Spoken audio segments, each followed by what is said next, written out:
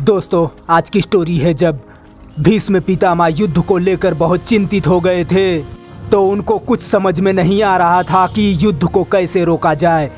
तो भीष्म पितामह अपनी माँ गंगा और भगवान कृष्ण से क्यों मिलते हैं। तो दोस्तों, अगर वीडियो अच्छा लगे तो चैनल सब्सक्राइब करना। वीडियो में आगे बढ़ते हैं। जब कौरवों ने भीष्म पितामह को अपना सेनापति बनाया, भीष्म पितामह जो उनकी शक्ति, उनकी प्रतिज्ञा थी, जो उन्होंने हस्तिनापुर की सुरक्षा के लिए ली थी, तो दूसरी ओर भगवान श्री कृष्ण की आज्ञा के अनुसार पांडवों ने द्रौपदी के भाई धृष्टद्युम्न को पांडवों की ओर से सेनापति नियुक्त किया। युधिष्ठिर कहते हैं, धृष्टद्युम्न, आज हम लोग तुम्हें पांडवों की ओर से सेनापति नियुक्त करते हैं। तुम्हारे नेतृत्व में पांडवों की सेना युद्ध करेगी। धृष्टद्युम्न कहते हैं, जो आज्ञा महाराज, और उनके पैरों को छूते हैं।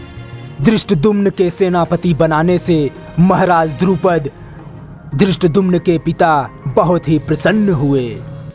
और इधर भीष्म पितामह चिंता और दुखीग्रस्त हो गए थे, क्योंकि हालात ने ऐसे विकट परिस्थिति पैदा कर दी थी कि अब युद्ध होगा। उनकी समझ में ये नहीं आ रहा था क्या करें क्या ना करें। और मार्गदर्शन के लिए वो अपनी माता गंगा के पास गए और अपनी समस्या, दुख प्रकट किया। भीष्म पितामह माता गंगा से कहते हैं, माता, मैं टूट कर बिखर रहा हूँ। माते, मैं टूट कर बिखर रहा हूँ।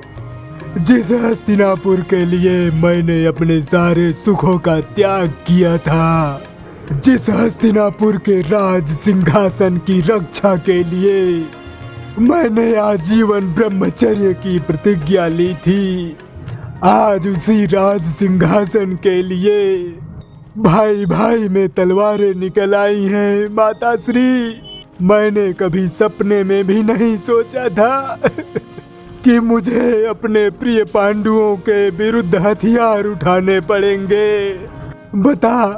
बता, क्या यही दिन देखने के लिए मुझे लंबी आयु का वरदान मिला था।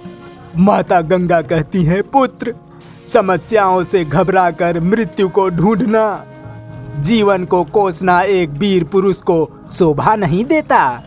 भीष्म पितामह कहते, तो फिर मैं क्या करूं माते। मैं जीवन के ऐसे विचित्र मोड़ पर खड़ा हूँ जहाँ से कुछ दिखाई नहीं देता।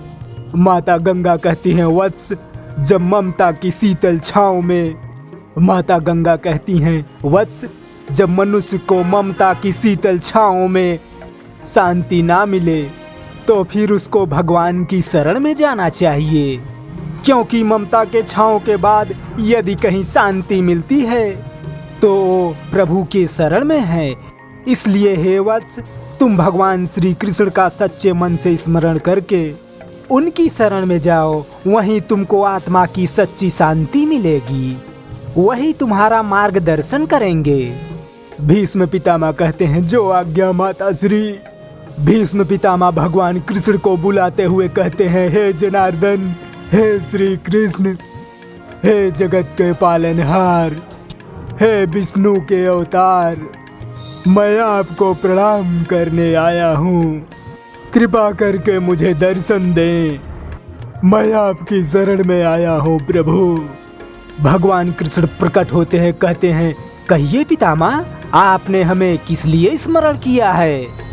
भीष्म पितामह कहते हैं, हे करुणा निधान, मैं जीवन में जब भी उदास और निराश हो जाता हूँ, किसी धर्म संकट में पड़ जाता हूँ, तो अपनी माँ गंगा माता के आंचल में जाकर छुप जाता हूँ। गंगा माता के दर्शन से ही हमारी सारी चिंताएं दूर हो जाती हैं, मुझे शांति मिल जाती है।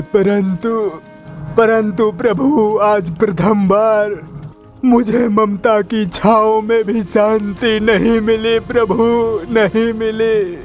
मेरी ये दशा देखकर माता गंगा ने मुझे आपकी शरण में आने को कहा, इसलिए प्रभु, मैं आपके प्रभुत्व की शरण में आया हूँ।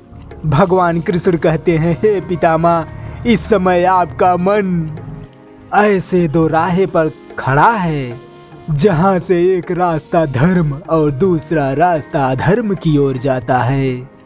आपकी आत्मा धर्म और अधर्म के कर्तव्यों के जंगल में भटक रही है।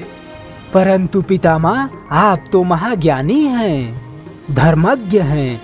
जिस प्रकार आपने अपनी प्रतिज्ञा पूरी करने के लिए स्वयं अपने गुरुदेव परशुराम जी के साथ युद्ध किया था, उसी प्रकार हस्तिनापुर और राज सिंहासन की रक्षा करने के लिए आपका धर्म है, परम कर्तव्य है।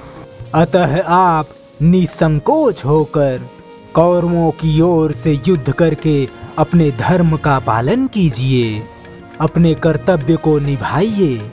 भीष्म पितामह कहते हैं, प्रभु, मैं अपने इस कठिन कर्तव्य को निभाने का प्रयास अवश्य करूंगा। मैं यह प्रयास अवश्य करूंगा प्रभु। तो दोस्तों, अब तक वीडियो आपको कैसा लगा? ठीक ठाक लगा हो तो भैया प्लीज चैनल सब्सक्राइब करना, वीडियो को लाइक शेयर भी करना। वीडियो देखने के लिए धन्यवाद। Thank you. जय हिंद।